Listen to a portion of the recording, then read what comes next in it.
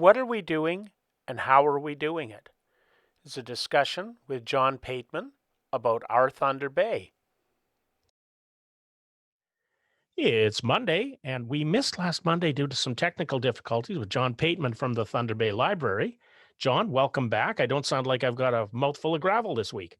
Hi, James. No, you actually sound like a human being rather than like a Dalek from Doctor Who. It was an upgrade for our readers and viewers. We were having an upgrade on a piece of software, and until the thing was restarted, it didn't want to pick up sound worth a darn. John, we'll start off with we're still under a lockdown and the stay-at-home order. And how is that impacting things with the Thunder Bay Public Library? Okay, so we're still in the same phase, as you said, of the lockdown. So we're offering curbside from 3 of our libraries, with nothing being offered from County Fair because it's in a mall. And we're also offering our online services 24/7, programming, ebooks, e-resources, etc. And we're waiting now to find out, is the stay-at-home order going to be extended? Or is it going to be ended? And is the provincial scheme, then the color-coded scheme, going to be the same as before? Because we've also heard that that might be changing as well. So it's kind of difficult to plan where we go next until we know what that framework looks like, and then we'll respond accordingly. I'm hearing that from across the province and from businesses. Nobody knows. And there are reports coming out all over the place. And we've got sources in Queen's Park telling us they're looking into June now. So getting us through the May long weekend under lockdown. Yeah, and you can see some sense in that in terms they want to avoid congregations and taking their foot off the pedal too soon, given we're still reporting over 3,000 cases a day across Ontario. Thank goodness our local numbers have gone down, but as we know, the variants of concern have taken a hold. The vaccination program is still in its early stages, and so things can go the wrong direction very quickly. So we're going to stay in this holding pattern of a curbside until we think it's safe enough to go beyond that.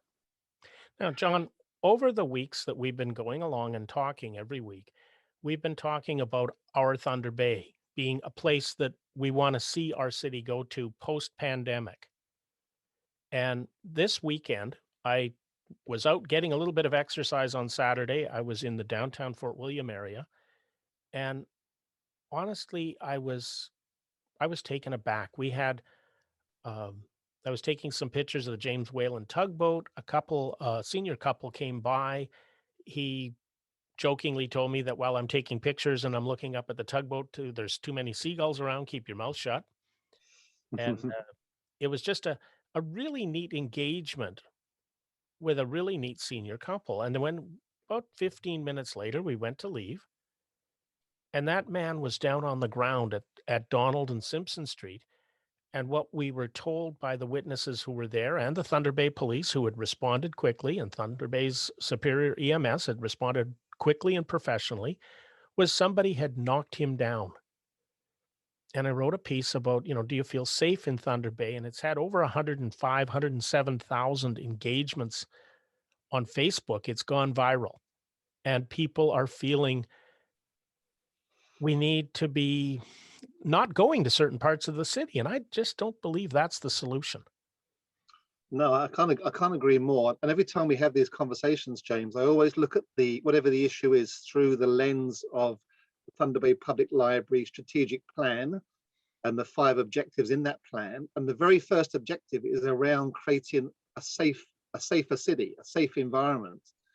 Because when we had our community conversations a couple of years back now, and I think probably the situation's got worse rather than better, this theme of safety came out in every conversation we had, regardless of whether people were old or young, male or female, Indigenous, non-Indigenous. Safety was a real top of the mind issue that they kept bringing up. But of course, we also found there was links between the safety conversation and their other concerns, such as racism, because racism creates an unsafe environment, just by its very nature, as does homelessness. The people who feel least safe in the city are probably the homeless people who don't know what's going to happen next. So safety, poverty, homelessness, racism, addiction. These are all issues of interest to the Thunder Bay Public Library. And that's why we want to become part of this big community conversation, our Thunder Bay. And that's really, so much a part of it because often the things that we are experiencing in the city are the people, I don't think some guy got up in the morning and said, I'm going to go out and I'm going to knock me a senior citizen over. But it probably, and I'm guessing, but it starts with addiction issues. Well, if we think of, Maslow's hierarchy of needs, and the fact that we have to meet our basic needs before we can go on and meet our kind of higher level needs, then we can see that this city's got a whole bunch of basic needs that aren't being met. And that's what's kind of driving a lot of the other issues that we're seeing in the city. So again, the public library, through its strategic plan, working in partnership with yourself and others, wants to explore how can we meet these basic needs, because we're convinced that if we can meet these basic needs, then a lot of the issues, addiction, crime, poverty, racism, homelessness, will be mitigated as a result. It won't solve everything overnight, but we need to go to the root causes. And it seems that instead of investing a lot of money in the problem after it's already manifested, it's better to dig into the roots of the problem. What are the causes? What are the underlying causes? And invest the money there, which means fundamentally investing money in people rather than infrastructure, for example.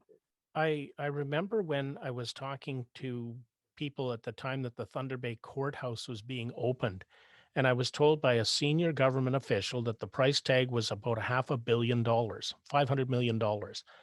And then you look at what we're going to be doing to build a new jail, and it's going to be in that same price range. And now the city, Thunder Bay City Police are looking for about $50 million for a new police headquarters. And, that's, call it over $1 billion that is dealing with the problems after they've happened. Exactly. So there's two ways you can do this. You can invest in the prevention, or you can invest in the cure.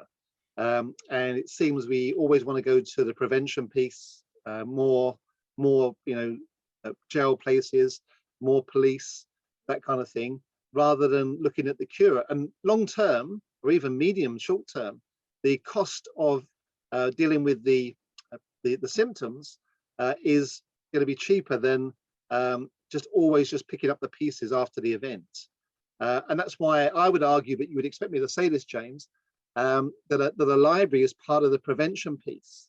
Because what a library does is it offers you for free a whole range of resources that you can come in and use to help you get a job, or help you solve whatever challenges you've not solved, but deal with some of the challenges you've got in your life. And it's that kind of infrastructure, if we're going to go down that route, that I think is going to pay off in the long run.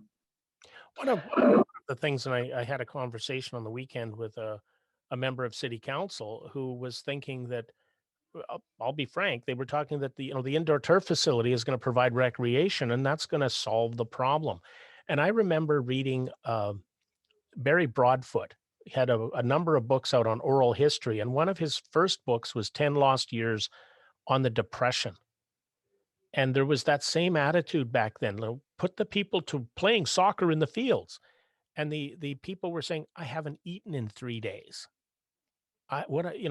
Going and playing soccer in the field. This was what he talked about. One of the people talked about in his book was that's just not going to happen. And I mean, I'm not against an indoor turf facility. I'm not against the soccer community at all. But I think in the scope of things, it comes to what are the wants and what are the needs. Every child would eat a Happy Meal every day if you let them. Mhm. Yeah, and again, I think it's back to the Maslow idea that it's great to meet people's higher level needs, and having good quality cultural, artistic, recreation and sports facilities are important. But if we don't tackle these underlying basic needs, then the problems are not going to go away. It might make some people's lives even better than what they are already, and that's good as well. But for people who are really struggling, who've got multiple challenges, who live very complex lives through no fault of their own, because of what has happened to them, whether that's racism or whatever the issue is. Until we work with those people, and create an environment for them that enables them to live the same standard of life as the rest of us, then we're always going to be playing catch up. I think of that when you go back in time and you think of Henry Ford, who was a capitalist to the maximum, and he raised the rate of pay for his workers so that he could be selling them a car. You know, once they're part of the economy, all of the businesses are going to benefit. Yeah, that's the idea. Yeah. So one of the things that perhaps we should be doing in Thunder Bay is looking around the city at the infrastructure that we have or that we have available. And I think to, for example, the old Dawson Court in near Boulevard Lake, or to the LPH building, which has been sitting abandoned. And I'm wondering if that could be repurposed somehow. Well, there's been some very interesting conversations I've seen on Facebook and elsewhere about the potential for the LPH, which is close to where I live. Every time I walk past there on my daily walk, I think, wow, this could be part of the solution to our homelessness problem. Or it could be an evacuation center for when communities are flooded or burnt out. Or it could be an isolation hospital for when we have the next pandemic, which no doubt will be with us at some point. And the way the building is set up down there in these separate wings is everything can be separated off if that's necessary, or it's all connected together. So again, this idea of working with people who've got the greatest needs in the city, and there are multiple needs. There could be multiple services going in that building, all under one roof, to get people back on track. And as you say, once they're back on track, once they feel included in society, in Thunder Bay society, then they'll be spending their money in the stores, and everyone will benefit. That's when I lived in Calgary, there was the um, Alpha House, they called it, and it was literally a building near the Stampede grounds, and it was where the police could drop off an intoxicated person, and they got a safe place to sleep it off. They got a meal in the morning. They had facilities to do laundry and other things. Here in Thunder Bay, the Lutheran Care is doing some more of that and offering some virtual help out there as well. There's lots of people starting to try and realize what the problem is and trying to work towards solutions. So there is good news out there if we get everybody working and pulling together. And this is There is, and there's some great models we can already point to that we know work. I mean, look at the underground gym and what Peter Panetta achieves there. Pretty much sometimes it seems single-handed in terms of where he gets his supporters from, his volunteers, his funding. He doesn't get anything from government at any level, and yet he's tackling these basic needs that I'm talking about. Let's also think of a new group, Not One More Death, which, by the way, kind of operates partly out of Waverley Library, and what they're saying about the solutions to these problems that we're talking about, the kind of facilities that we need to invest in for our homeless people, etc. So there's some, as ever in Thunder Bay, there is a lot of energy to be tapped into, but there isn't enough of this kind of joined up thinking whereby activists working with bureaucrats and people with power and money, bringing all these voices together and focusing on one thing and making it happen. And I've got to say again that inspiration from Medicine Hat, Alberta, where the city said, "What is the biggest problem in the city? What's generating most of our problems?" And it was homelessness. And so they all pulled together, multi-agency approach, to come up with a solution that solved the homelessness problem in that city. And as a result, all of the many of the bad things that were happening got better.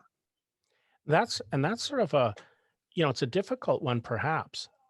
I remember a few years ago, Youth Centers Canada was hired as a consultant for the city of Thunder Bay because youth centers were being at the top of the list for what we needed in our city.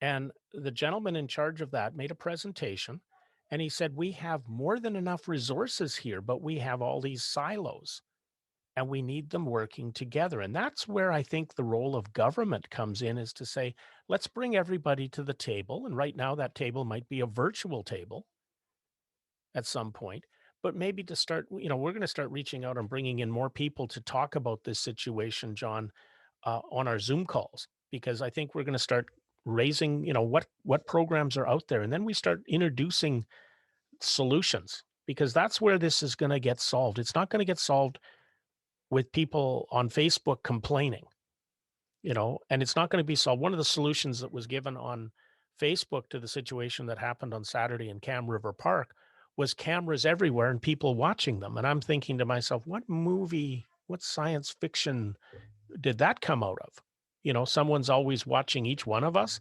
as we're outside. How far will that go? And that won't solve the problem, because even if, the eye, we have the eye on this in the sky, the cameras all over downtown, all over all kinds of businesses.